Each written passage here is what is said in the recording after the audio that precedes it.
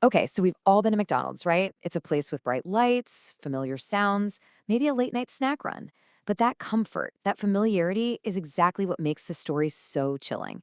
Today, we're going to break down a firsthand account of a night shift where those golden arches cast a very, very long and dark shadow. The story kicks off with this single, ominous thought. It's a perfect hook, isn't it? It takes that fun and friendly image we all have in our heads and just plants this little seed of doubt. It's basically telling us, hey, what you're about to hear is going to stick with you, precisely because it happens in a place we all thought we knew so well. So, how does it all start? Well, it begins with a situation that is super relatable. A 17-year-old just trying to work and save up some money for college. A classic, everyday beginning to a story that, as we're about to see, spirals into something completely out of the ordinary. What's wild here is just how fast this all happens. I mean, in only 3 months, our narrator goes from being a new hire to being trusted with the keys to the whole place during the graveyard shift. It's framed as this great opportunity, a real sign of trust. But really, it's the exact moment that isolates him and sets this entire terrifying ordeal in motion. And here it is. This is that classic horror movie moment, you know? The manager just casually promises a very quiet night. It's supposed to be reassuring, but that one little phrase just hangs in the air and it becomes the ultimate, most perfect piece of foreshadowing when you see what's really waiting for him. So the shift starts, the doors are locked, the manager is gone, and our narrator is completely and utterly alone from midnight to 5 a.m. And that quiet the manager was talking about? Yeah, it pretty quickly stops feeling peaceful and starts feeling, well, like a deep, unnerving isolation. Look at these tasks. They're so mundane, right? Refilling sauce bottles, wiping down tables. This focus on just ordinary, repetitive chores is what makes the story so incredibly effective. It creates this huge contrast with the sheer terror that's about to unfold, grounding us in a reality we can all picture, right before ripping the rug out from under us. 2 hours tick by. It's now 2 a.m. There haven't been any customers, no cars in the drive-thru, zero interruptions. Just the steady, rhythmic sounds of cleaning in an otherwise dead, silent restaurant. Our guy is totally alone, just lost in the routine of his work. And boom, that's the turning point.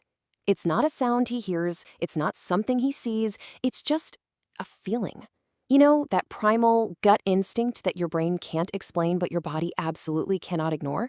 All of a sudden, the silence isn't just quiet anymore, it's menacing. This is where that internal battle really kicks off. Is this feeling for real, or is it just his mind playing tricks on him because it's his first ever late shift? His brain starts scrambling, desperately trying to find a logical reason for a completely illogical feeling. This is the question of pure logic trying to fight back against pure fear. After he catches a glimpse of some strange black shape outside, the rational part of his brain kicks in. It just doesn't make any sense. It has to be his imagination.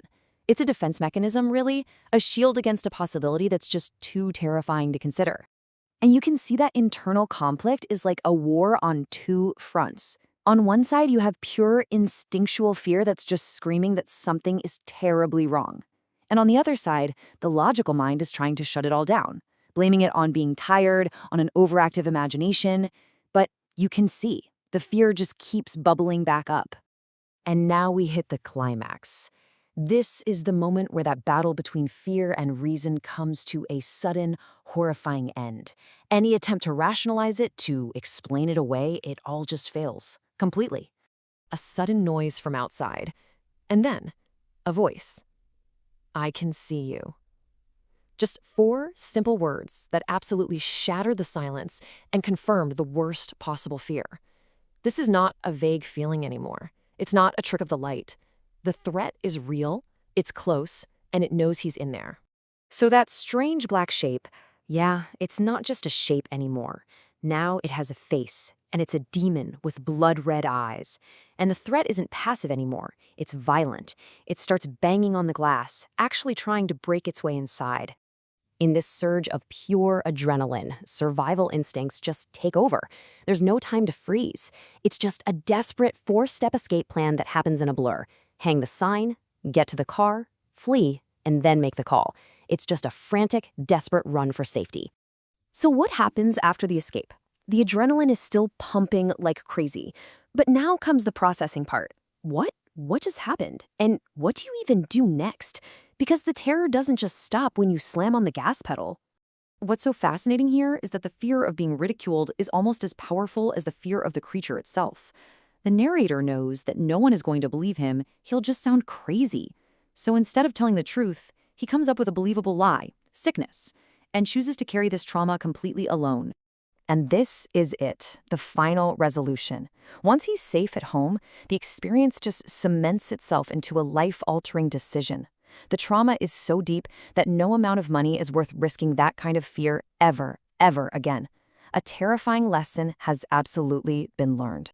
And that leaves us with a really unsettling question, doesn't it? It forces you to look back at your own life. You know, those weird feelings, those gut instincts you've just brushed aside? How often do we tell ourselves it's just tiredness or it's an overactive imagination, when maybe, just maybe, it was a warning we really should have listened to?